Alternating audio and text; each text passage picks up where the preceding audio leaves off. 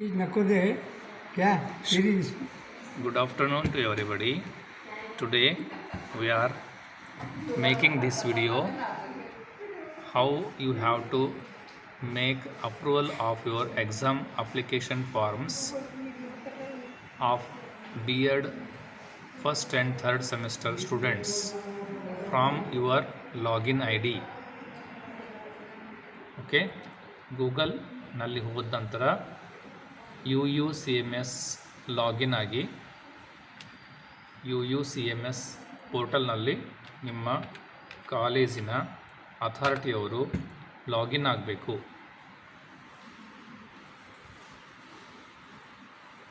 ಸಮಗ್ರ ವಿಶ್ವವಿದ್ಯಾಲಯ ಮತ್ತು ಸಮಗ್ರ ವಿಶ್ವವಿದ್ಯಾಲಯ ಎಂಬ ಒಂದು ಪೋರ್ಟಲ್ ಓಪನ್ ಆಗ್ತಾಯಿದೆ, UUCMS ಪೋರ್ಟಲ್. ಇಲ್ಲಿ ನೀವು ಲಾಗಿನ್ ಆಪ್ಷನನ್ನು ತಗೊಳ್ಳಿ. ಕಾಲೇಜಿನ ಅಥಾರಿಟಿಯವರು ನಿಮ್ಮ ಪ್ರಿನ್ಸಿಪಲ್ ಲಾಗಿನ ಮುಖಾಂತರ ಲಾಗಿನ್ ಆಗಿ ವಿತ್ ಕ್ಯಾಪ್ಚಾ ಕೋಡ್ ಎಂಟರ್ ಮಾಡಿ 46846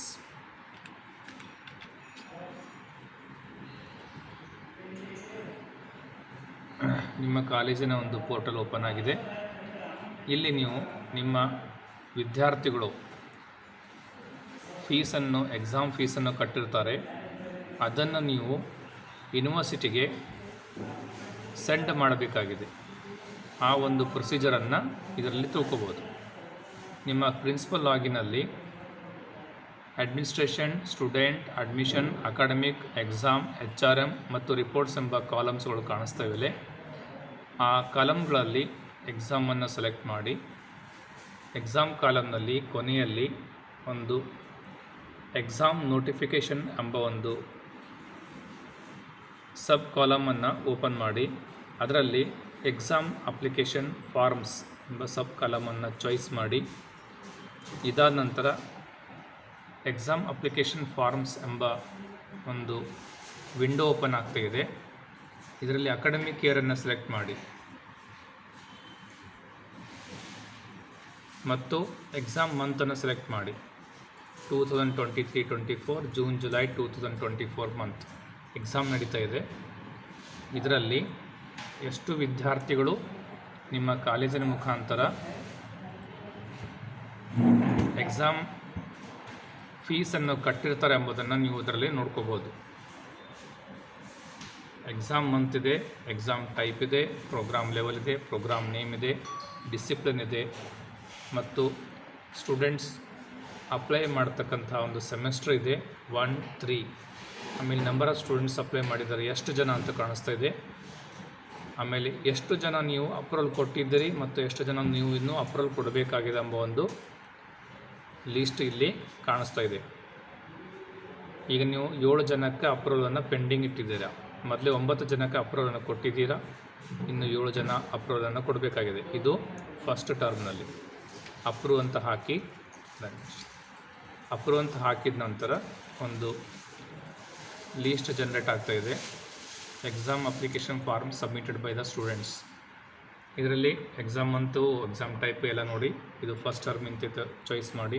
ಫಸ್ಟ್ ಟರ್ಮ್ ಆದ ನಂತರ ಇವು ಹೆಸರುಗಳನ್ನು ಕಾಣಿಸ್ತಾ ಇವೆ, ಯಾರ್ಯಾರು ಎಕ್ಸಾಮ್ ಅಪ್ಲಿಕೇಶನ್ಸನ್ನು ಫೀಸನ್ನು ಪೇಮೆಂಟ್ ಮಾಡಿದ್ದಾರೆ ಎಂಬುದು.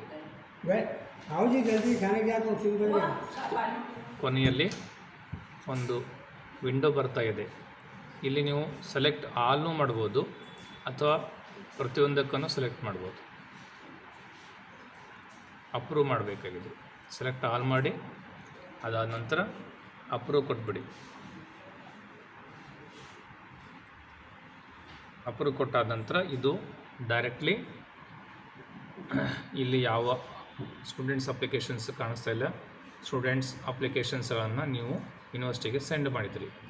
ಇದನ್ನು ಒಂದು ಪ್ರಿಂಟ್ ಹೇಗೆ ತೆಗಿಬೇಕು, ಮತ್ತು ಎಕ್ಸಾಮ್ ಅಪ್ಲಿಕೇಶನ್ ಫಾರ್ಮ್ಸಿಗೆ ಹೋಗಿ exam notifications, exam application forms ಮತ್ತೆ ಚಾಯ್ಸ್ ಮಾಡಿ 23-24 ಜೂನ್ ಜುಲೈ ವ್ಯೂ ಮಾಡಿ. ವ್ಯೂ ಆದ ನಂತರ ಮತ್ತೆ ಇಲ್ಲಿ ಬನ್ನಿ. ಫಸ್ಟ್ ಸೆಮಿಸ್ಟರ್ನ 16 ಜನದ ಅಪ್ಲಿಕೇಶನ್ಸ್ ನೀವು ಸೆಂಡ್ ಮಾಡಿದ್ದೀರಿ ಯೂನಿವರ್ಸಿಟಿಗೆ. ಇಲ್ಲಿ ವ್ಯೂ ಅಂತ ಆಪ್ಷನ್ ಇದೆ, ವ್ಯೂ ಅಪ್ರೂವ್ಡ್ ಅಪ್ಲಿಕೇಶನ್ಸ್ ಇದೆ. ಇದರ ಮೇಲೆ ಕ್ಲಿಕ್ ಮಾಡಿದ ನಂತರ ಯಾರ್ಯಾರ ಅಪ್ಲಿಕೇಶನ್ಸ್ಗಳು ನೀವು ಯೂನಿವರ್ಸಿಟಿಗೆ ಸೆಂಡ್ ಮಾಡಿದ್ರಿ ಅದೊಂದು ಲೀಸ್ಟ್ ಮತ್ತೆ ಜನರೇಟ್ ಆಗ್ತಾ ಇದೆ. ಇದನ್ನು ನೀವು ಡೈರೆಕ್ಟಿ ಇಲ್ಲಿ PDF ಅನ್ನು ಸೇವ್ ಮಾಡ್ಕೋಬೋದು, ಅಥವಾ ಇಲ್ಲಿ ಪ್ರಿಂಟ್ ಆಪ್ಷನ್ ಇದೆ. ಒಂದು PDF ಸೇವ್ ಮಾಡಿ, ಕೊನೆಗೆ ಸೇವ್ ಆಪ್ಷನ್ ಇದೆ, ಇಲ್ಲಿ ಸೇವ್ ಆಗ್ತಾ ಇದೆ.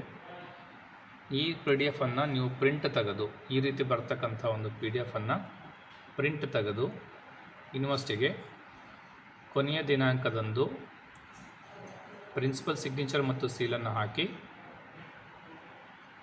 ಯೂನಿವರ್ಸಿಟಿಗೆ ನೀವು ಸಬ್ಮಿಟ್ ಮಾಡಬೇಕಾಗಿದೆ. ಇಷ್ಟ ಆದರೆ ನಿಮ್ಮ ಸ್ಟೂಡೆಂಟ್ಸ್ ಅಥವಾ ವಿದ್ಯಾರ್ಥಿಗಳ ಅಪ್ಲಿಕೇಶನ್ಸನ್ನು ನೀವು ಯೂನಿವರ್ಸಿಟಿಗೆ ಸೆಂಡ್ ಮಾಡಿ ಅದನ್ನು ಅಪ್ರೂವಲ್ ಕೊಟ್ಟಾಯಿತು ಅಂತ ಹೇಳ್ಬೋದು. Thank you, one and all. Wish you all the best.